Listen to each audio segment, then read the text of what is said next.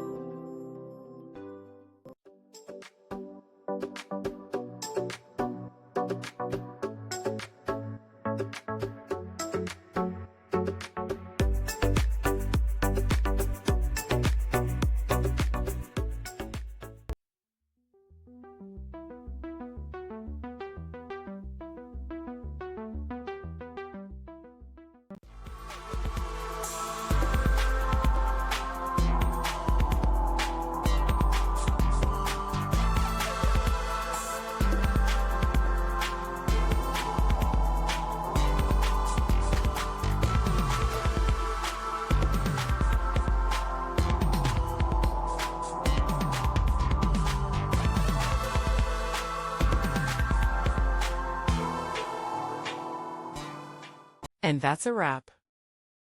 I hope you found the answer you were looking for. If you did, take a second to hit that subscribe button. It really helps out. And let me know in the comments which solution worked best for you. See you next time in the debug zone.